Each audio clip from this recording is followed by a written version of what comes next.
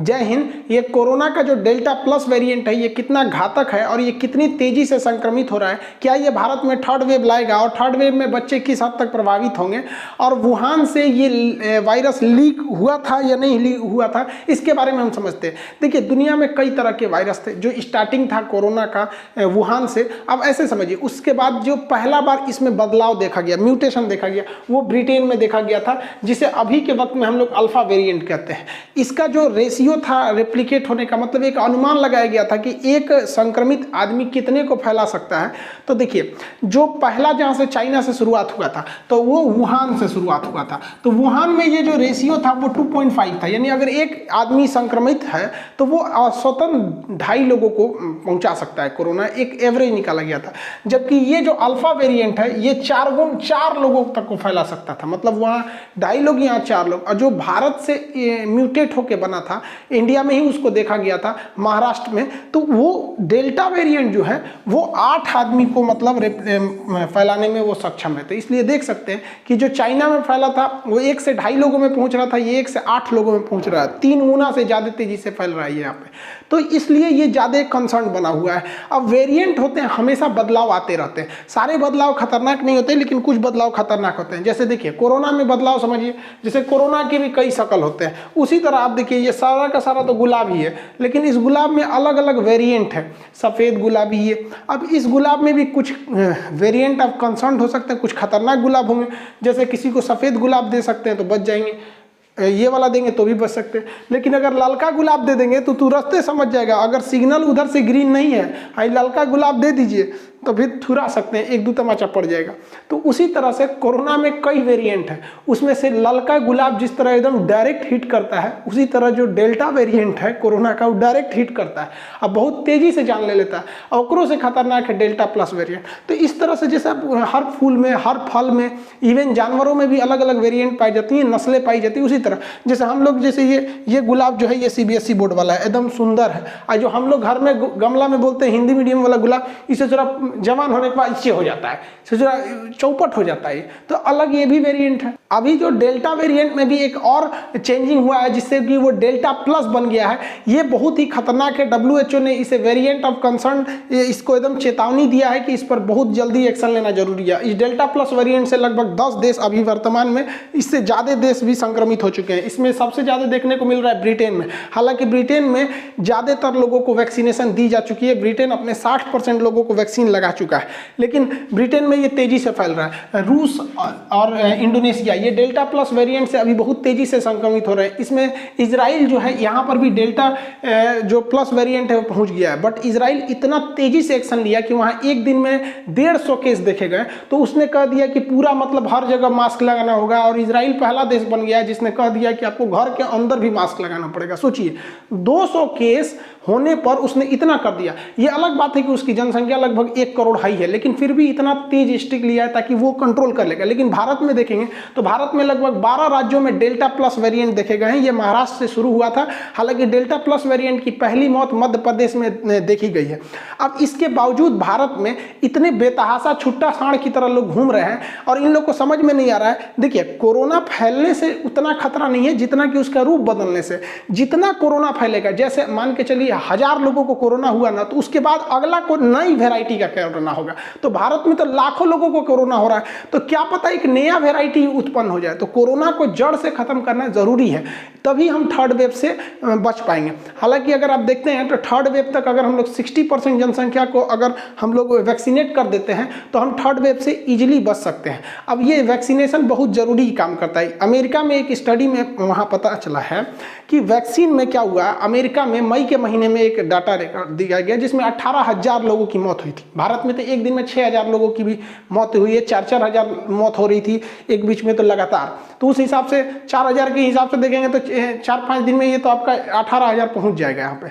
तो मई के महीने में अमेरिका में जो 18,000 मौत पर स्टडी किया गया, तो उसमें देखा गया जिनकी मौत हुई है उन्होंने एक भी डोज वैक्सीन की नहीं ली थी। हाँ, लेकिन उसमें 150 लोग ऐसे थे जो वैक्सीन लेने के बाद भी डेथ हो गए। तो सोचिए 18,000 में से महज 150 लोग, और वो भी जिनकी एज ज़्यादा थी, उन्हें और अन्य कोई और बीमारियाँ दवाइयाँ थी। तो इस पे अमेरिका ने थोड़ा और गहन स्टडी किया। उसने कहा कि पता करो कितने लोगों को वैक्सीन दिया गया जो दोबारा मतलब हुए, उनको कोरोना हुआ। तो अमेरिका में तो करोड़ों लोगों को वैक्सीन दिया जा चुका है, लेकिन 8.5 लाख ऐसे लोग सामने आए जो वैक्सीन की एक डोज लिए थे फिर भी उन्हें कोरोना हो गया। तो करोड़ों लोगों को वैक्सीन लेने के बाद 8.5 लाख लोगों को कोरोना हुआ। लेकिन ताज्जुब की बात यह है कि उन 8.5 लाख लोगों ने केवल वैक्सीन की एक डोज ली हुई थी और उसमें से केवल 150 लोग मरे। तो सोचिए वैक्सीन कितना कारगर है। इसलिए थर्ड वेव से पहले वैक्सीनेशन को तेज करना है और भारत में वैक्सीनेशन जुलाई के महीने से बहुत तेज हो जाएगी। रीजन क्या है कि जो कोवैक्सीन है इसका प्रोडक्शन भी अब तेज हो जाएगा और जो रूस से स्पुतनिक आई है उसे 6 कंपनियां मिलकर बना रही हैं। अब इसको मई के महीने में अप्रूवल मिला था। अब तुरंत तो ये बन नहीं जाएगा, पापड़ थोड़ी छान रहे हैं कि तुरंत तेल गरम किए निकल गया। 2 महीने एटलीस्ट चाहिए, तो मई जून इसको टाइम मिला। अब ये जुलाई के फर्स्ट सेकेंड वीक से ये प्रोडक्शन बहुत तेज कर देंगे, तो वैक्सीनेशन बहुत तेज हो जाएगा और तब हम थर्ड वेव को रोक सकते हैं। और थर्ड वेव आएगा अगर, तो जिस तरह से डेल्टा वेरिएंट है या डेल्टा प्लस वेरिएंट है, इससे हम लोग लड़ सकते हैं। लेकिन अगर कोरोना को खत्म नहीं किए, क्या पता कि बनते बनते बनते बनते कोई और नया वेरिएंट आ जाए वहां पर। तो अब नया के प्रति हम लोग की इम्यूनिटी है या नहीं है, इससे कोई अभी कंफर्म नहीं है। और भारत सरकार जो है वो बच्चों के लिए वैक्सीन का ट्रायल कर रही है। उधर अमेरिका फाइजर वैक्सीन को कर रहा है और भारत जो है वो भारत बायोटेक द्वारा बनाई गई कोवैक्सीन को कर रहा है। इसमें आपको एक तैजु वाला डाटा हम आपको बताते हैं। हम कुछ डॉक्टर से बात कर रहे थे, जिसे एम्स दिल्ली, इंडिया के कई एम्स के डॉक्टर और बहुत जो लोग इस ट्रायल में शामिल होते हैं, जो इसको कंडक्ट कराते हैं, उन लोगों ने बताया कि जो बच्चों को इन लोगों ने सेलेक्ट किया था कि इनमें वैक्सीन का ट्रायल किया जाए बच्चों के लिए, तो ताज्जुब ये हुआ कि उनमें से इन लोग के पास 60% बच्चों को वापस लौटाना पड़ा। मतलब बहुत ज़्यादा बच्चों को इन लोगों ने लिया नहीं था, मतलब लगभग 100 बच्चों को लिए थे। 100 में से 60 बच्चों को इन्होंने वापस लौटा दिया। क्यों, समझिए। उन्होंने बच्चों के गार्जियन से पूछा कि इसको कोरोना तो नहीं हुआ था, कोई लक्षण तो नहीं थे, तो गार्जियन ने कहा कोई लक्षण नहीं थे, ठीक है। लेकिन जिसके ऊपर कोरोना वैक्सीन का ट्रायल किया जाता है उसकी ब्लड की पहले बेहतरीन ढंग से जाँच की जाती है कि कहीं ये पहले से तो कोरोना से इन्फेक्टेड नहीं है। तो देखा गया कि उनमें से ज़्यादातर बच्चों में कोरोना से लड़ने वाली एंटीबॉडी ऑलरेडी है, जो इस बात की ओर संकेत करती है कि बच्चे हर्ड इम्यूनिटी की ओर हो चुके हैं, या फिर जो बच्चे जो हैं वो ऑलरेडी इन्फेक्ट हो चुके हैं, उनमें कोई खतरा ही नहीं है। और वैसे भी देखा गया कि बच्चों को हो रहा है, खत्म भी हो रहा है। तो एक जो ये था कि नहीं बच्चों को बहुत ज़्यादा इन्फेक्ट होगा, वो धीरे धीरे आपको ऐसे ही डाटा से पता चल रहा है कि जो लड़कों को लाया जा रहा है उनको कोई लक्षण नहीं है, देखा जा रहा है तो इसमें एंटीबॉडी बना हुआ है, मतलब वो जीत चुका है कोरोना से ऑलरेडी। तो इससे बच्चों को भी घबराने की कोई जरूरत नहीं है। और थर्ड वेव आएगा भी तो वो खतरनाक नहीं होगा, क्योंकि हम लोग 100 साल पहले स्पेनिश फ्लू को भी देखे थे। उसका सबसे खतरनाक जो था वो दूसरा वेव था, और उसके बाद पहला वेव, और सबसे कम जो खतरनाक था वो थर्ड वेव था। क्योंकि थर्ड वेव तक आने वक्त में हम लोग बहुत हद तक सचेत हो चुके रहेंगे। लेकिन ये जो कोरोना फैलाने वाला शी जिनपिंग है, फादर ऑफ कोरोना, इसको हम क्या बोले, गरियाने का मन करता है। जिसने पूरी दुनिया को कोरोना दिया, वुहान लैब, ये चोट्टा कहता है कि वुहान लैब को नोबेल प्राइज देना चाहिए कि इसने बहुत लोगों की जान बचाई है। अरे चोट्टा कहीं कहीं वुहान लैब को ये नोबेल प्राइज, सोचिए, चिकित्सा के क्षेत्र का नोबेल प्राइज, जिसने कोरोना को बर्बाद, पूरी दुनिया को बर्बाद किया, उसको ये नोबेल प्राइज मांग रहा है। भैया अगर हम लोग इसको नोबेल प्राइज दे देंगे यहाँ पे, तो किस लिए देंगे हम बताइए। नोबेल पुरस्कार किस चीज़ के लिए दिया जाएगा आपको भैया, कि आपने वुहान का डाटा, लैब का डाटा छुपाया लोगों से, ये जो कोरोना है ये ह्यूमन टू ह्यूमन ट्रांसफर हो सकता है, इस बात को छुपाया, इसलिए इन्हें शांति का नोबेल देना चाहिए, या फिर इन्हें बायोलॉजी में चिकित्सा का नोबेल देना चाहिए। वुहान से जब कोरोना फैल रहा था तो 50 लाख लोगों को यहाँ चाइना सरकार जाने दी कि अलग अलग दुनिया में चले जाइए और फैल जाइए वहां से। तो क्या इसलिए इन लोगों को नोबेल पुरस्कार दिया जाए? क्या इसलिए दिया जाए कि इन्होंने कहा था कि ह्यूमन टू ह्यूमन ट्रांसफर नहीं होता है, इनको भी तब नोबेल पुरस्कार दे देना चाहिए? क्योंकि यही है वो व्यक्ति जो कह रहे हैं कि चाइना पे बैन नहीं लगाना चाहिए क्योंकि ये उतना खतरनाक वायरस नहीं है। अब समझ में आ गया कितना खतरनाक है? ससुर तो नहीं तो बैल कहीं कहीं वो पैसा खैले यहाँ पर। देखिए अगर हम लोग वुहान लैब को दे सकते हैं कोरोना को रोकने के लिए नोबेल प्राइज, उस हिसाब से तो पाकिस्तान भी कहेगा कि आतंकवाद को सप्लाई करने के लिए हमें भी नोबेल दीजिए, क्योंकि चाइना को अगर आप सप्लाई के लिए देते हैं कोरोना का नोबेल तो इन्हें दीजिए यहाँ पर नोबेल। हालांकि देखिए इनका भी संगत का असर पड़ गया है। इसका इमरान खान का भी आँख अब छोटा छोटा हो गया है। देखिए आंखें बहुत छोटी लग रही है, चाइनीजों के साथ रहने से छोटा लग रहा है। क्या चल रहा है आप दोनों में, आँख ये क्या छोट हो गया है? तो भैया अगर ये इनको नोबल मिलेंगे तो कल को ये जो पगला डोमिनोज का बर्गर है, ये क्या नाम है, किम जोंग, उत्तरी कोरिया का, ये भी कहेगा तब तो पूरी दुनिया में डेमोक्रेसी का सबसे अच्छा हम है, हम ही को नोबल पुरस्कार दीजिए। ऐसा नोबल नहीं देना चाहिए, बल्कि शांति का जो नोबल ओस्लो से दिया जाता है, इस बार शांति के क्षेत्र में नोबल उस देश को देना चाहिए जिस देश में सबसे ज्यादा लोगों ने अपनी जान गंवाई है। उस देश के प्रधानमंत्री राष्ट्रपति को नहीं, बल्कि उस संपूर्ण देश के नाम पे नोबल पुरस्कार होना चाहिए कि यह देश एक मानवीय गलती के कारण सबसे ज्यादा अपनों को खोया है इस देश में। अब इस देश में डेथ का रेशियो भारत में भी देखे थे, कितना बेतहाशा मौत हुई थी भारत में। चाइना चाह रहा है कि लोग ये सवाल ना उठाए कि वुहान से फैला है। भारत सरकार को भी ये मौका नहीं गंवाना चाहिए। हमारे यहाँ जो कोरोना का संक्रमण है उसे भी वुहान का नाम देना चाहिए। जैसे महाराष्ट्र में ज़्यादा कोरोना है तो उसे कहना चाहिए कि ये कोरोना वुहान कैटेगरी 1 का है, जहाँ कम है वहाँ कैटेगरी 2 है, जहाँ और कम है वहाँ कैटेगरी 3 है। तो Wuhan category 1, Wuhan category 2, Wuhan category 3 news में जाएगा ना, तब पता चलेगा भारत का महाराष्ट्र राज्य वुहान कैटेगरी 1 में जा रहा है। पूरी दुनिया देखेगी ससुरा इसका नाम वुहान क्यों है। तो हमारे पास ऑलरेडी भाई लॉजिक है कि सबसे वुहान लैब से फैला ही है। अब जहाँ फैल रहा है संक्रमण ज़्यादा है उसे हम वुहान 1 कैटेगरी कर रहे हैं। अब भारत सरकार को भी करना चाहिए कि जो शहर वुहान 3 की कैटेगरी में आ रहे हैं, अर्थात जहाँ संक्रमण कम है, वहाँ लॉकडाउन में छूट दी जाएगी। लेकिन जो वुहान 1 की कैटेगरी में आ रहा है, यानी वहाँ पे संक्रमण ज़्यादा है, उसको छूट नहीं दिया जाएगा। चाइना जो है वो मतलब थेथरई पे उतर चुका है। देखिए एक बात तो तय है कि ये वुहान लैब से ही निकला है और ये कोरोना वायरस चमगादड़ में पाया जाता है। वुहान लैब जो है वो कोरोना वायरस में क्या कर रहा था, उसे और खतरनाक कर रहा था, जीनोम सीक्वेंसिंग से करके उसे और खतरनाक कर रहा है। ये प्रोसेस गलत नहीं होता है। आमतौर पे हर जगह हर देश में ऐसी चीजें होती हैं जो किसी वायरस जो इंसान के लिए खतरनाक नहीं है उसे खतरनाक बनाने की कोशिश की जाती है। देखा जाता है कि ये कितना खतरनाक हो सकता है, तो उसे मैक्सिमम खतरनाक किया जाता है जीनोम सीक्वेंसिंग, उसमें जेनेटिक चेंजिंग करके। उसके बाद देखा जाता है कि जब ये खतरनाक की श्रेणी में मैक्सिमम चला गया तो क्या ये इंसान के लिए घातक है कि नहीं। अगर घातक है तो इंसान में फैलने से पहले ही उसकी वैक्सीन बनाने लगी जाती है और उस वैक्सीन को बना के उसका फार्मूला रख लिया जाता है कि फ्यूचर में अगर ये 10 साल 50 साल बाद म्यूटेट होके अगर ये अपना मैक्सिमम खतरनाक वाला रूप लेता है तो हम उसे पहले से वैक्सीन बनी हुई है। तो ये लोग भी वही कर रहे थे, लेकिन ये बनाने के दौरान मैक्सिमम खतरनाक स्थिति तो पहुंचा दिया, लेकिन उसी दौरान यहां से वायरस किसी को इन्फेक्ट हो गया क्योंकि इस लैब में प्रॉपर सिक्योरिटी नहीं थी। और ये बात तो पक्का है कि वुहान लैब में जिस चमगादड़ पर रिसर्च किया जाता था उस चमगादड़ को वुहान से 150 किलोमीटर दूर से लाया गया था, इसलिए यहाँ पे तो नकारा नहीं जा सकता। जो वहाँ के सी जेंगलिन है, इसको सी जेंगलिन न करके सी जंगली कहिए यहाँ पर, इसने कोरोना, इसे बैटमैन कहा जाता है, बैट वुमेन, चमगादड़ पे बहुत रिसर्च की रही थी। अब इनका कहना है कि यहाँ से लीक नहीं हुआ है, तो भैया अगर यहाँ से लीक नहीं हुआ है तो वुहान लैब जो है वो बायोसेफ्टी लेवल जो होता है वो 4 लेवल दिया जाता है, 1 2 3 4। जो 1 और 2 लेवल होते हैं ये ऐसे बीमारियों को इसमें रिसर्च किया जाता है जो ह्यूमन टू ह्यूमन डायरेक्ट हवा से नहीं फैल सकते। जैसे HIV का वायरस, किसी एक आदमी को HIV है, उसके बगल में हम 2 घंटा रहें कोई फर्क नहीं पड़ता, वो ब्लड ट्रांसमिशन से होता है, तो उसे आप लैब कैटेगरी 1 कैटेगरी 2 में कर सकते हैं। टाइफाइड हो गया, जॉन्डिस हो गया, ये मतलब ये सब चीजें डायरेक्टली इन्फेक्टेड नहीं होती हैं, लेकिन जो हवा से फैलते हैं उन्हें लैब 3 में रखना चाहिए, उनका प्रोटेक्शन लेवल। और जो बहुत तेज फैलते हैं जैसे कोरोना हो गया उसे लैब 4 में करना चाहिए। अब बताइए वुहान लैब जो है इसमें जो सेफ्टी लेवल था वो 2 था, जबकि पहले से ये संकेत मिल रहे थे कि कोरोना से ये वायरस जो है ऑलरेडी पेंगोलिन में आ चुका है, मतलब चमगादड़ से। पेंगोलिन एक छोटा सा जानवर होता है इतना बड़ा, और ये ना बहुत सीधा जानवर होता है, बहुत डरपोक होता है। ये चींटी माटा ये सब चीज छोटे छोटे कीड़े मकोड़ों को खाता है, और इसको अगर कोई खाने आएगा ना तो इसके बाहर का खोल बहुत कड़ा होता है, कछुआ की तरह गोल होकर बैठ जाता है, इसको कोई खा नहीं पाता है, चाहे शेर हो चाहे कुछ भी नहीं खा पाते हैं।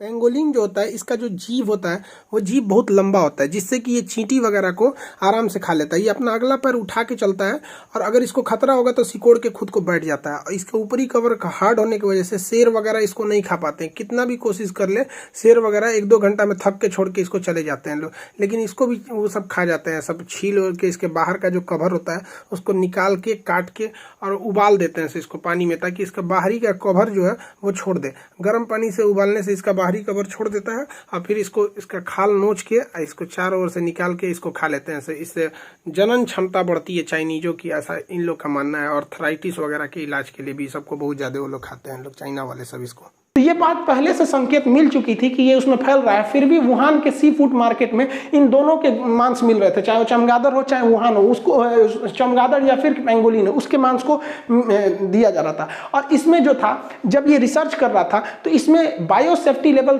3 या 4 लेवल पर रखना चाहिए, क्योंकि 3 और 4 में कुछ नियम कानून है कि वो लैब जो होना चाहिए शहर से बहुत दूर होना चाहिए और वहाँ आसपास वो एरिया पूरी तरह सील होना चाहिए कि वहाँ से आसपास में कोई ह्यूमन नहीं जाए उसके अगल बगल में। उसके बाद जो यहाँ पर रिसर्च होगा जिस लैब में, उसका प्रेशर निगेटिव होना चाहिए, मतलब हवा अंदर आ जाए लेकिन लैब के अंदर की हवा बाहर ना जा पाए। तो हवा आंधी कुछ भी चलेगा तो अंदर ही आएगा, क्योंकि अंदर वायरस पे रिसर्च हो रहा है, पता चला यहाँ से वहाँ जाएगा तब क्या होगा, तो आप कहेंगे हवा अंदर आएगा तो जाएगा कैसे। तो इसे निगेटिव प्रेशर किया जाता है ताकि हवा अंदर आ जाए और एक खास रास्ते से इसे डाला जाता है, मतलब बाहर निकाला जाता है। आने के लिए कई रास्ते, लेकिन बाहर निकलने के लिए एक ही रास्ता होता है, और जो रास्ता निकलने के लिए दिया जाता है उस रास्ते पर इस तरह से खुला नहीं छोड़ सकते हैं उसको, उस रास्ते पर भी आपको क्या करना पड़ता है, फिल्टर लगाना पड़ता है।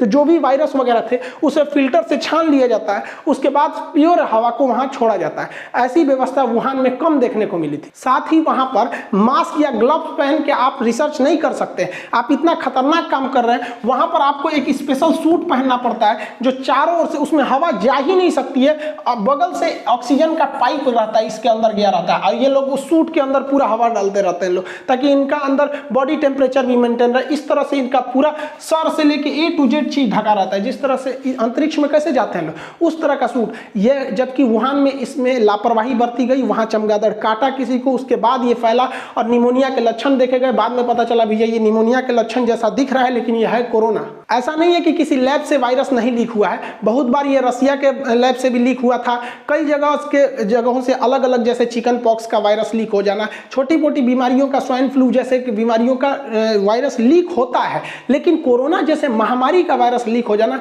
जांच इसलिए होनी चाहिए कि आगे से ये चीजें ना हो सके। लेकिन चाइना पूरी डाटा को डिलीट कर रहा है वहां से, और वहां पर जो WHO की टीम भी गई थी वो वहां से अपने अधिकारियों को भी चाइना उनके साथ रखा था। तो ये फ्यूचर के लिए भी खतरा बन रहा है। चाइना किसी का नहीं हो सकता है। अब इस महामारी का फायदा उठाया चाइना किस तरह से, चाइना के 3 सबसे पड़ोसी देखिए, पाकिस्तान है, ये पाकिस्तान, श्रीलंका यहाँ पर और नेपाल, ये तीनों देश अचानक कोरोना के जो जैसे डेल्टा वेरिएंट आया बहुत तेजी से संक्रमित हो गए, और इन लोगों ने समझौता किया था भारत से कि ये इन्हें वैक्सीन देंगे। लेकिन भारत सरकार के पास थोड़ी सी लापरवाही की है कि हम लोग के पास जब पता था कि वैक्सीन का लगना जनवरी से चालू होगा था, तो जनवरी में हम लोगों ने वैक्सीन का कुछ खास ऑर्डर ही नहीं दिया था हम लोगों ने, क्योंकि हर महीने भारत में 7 करोड़ वैक्सीन बनाने की क्षमता है। तो उस हिसाब से देखेंगे तो जनवरी, फरवरी, मार्च, अप्रैल, मई तक में 7-35 करोड़ वैक्सीन बन जाना चाहिए, जबकि अभी तक भारत में 35 करोड़ वैक्सीन लगा तक नहीं है। बनने की तो बात छोड़िए, केवल 30 करोड़ वैक्सीन लगा है, उसमें से 25 करोड़ लोगों को केवल फर्स्ट डोज लगा है, 5 करोड़ लोगों को ही मतलब दोनों डोज लग चुके हैं। तो जनवरी से ही हम लोग अगर तैयार रहते तो ना हम सेकेंड वेव देख पाते और अच्छा खासा पैसा कमा लेते हम लोग।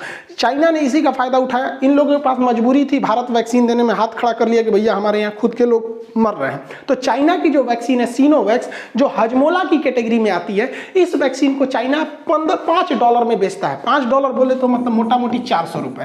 तो 400 रुपए के आसपास में ये एक वैक्सीन को बेचता है, इसमें उसका प्रॉफिट शामिल है। लेकिन जब उसने देखा कि श्रीलंका फंस चुका, नेपाल फंस चुका है, श्रीलंका फंस चुका है, पाकिस्तान फंस चुका है, और ये लोग इनके इतने गरीब देश हैं कि इन लोग के पास मतलब चाइना की जाल में ऐसे फंसे हैं कि इन लोग को कुछ नहीं कहा जा सकता है। तो चाइना ने इन लोगों को क्या कहा, $15 में बेच दिया एक वैक्सीन। $15 में, सोचिए प्रॉफिट सहित इसका प्राइस था $5, अब बेचा कितना में, $15।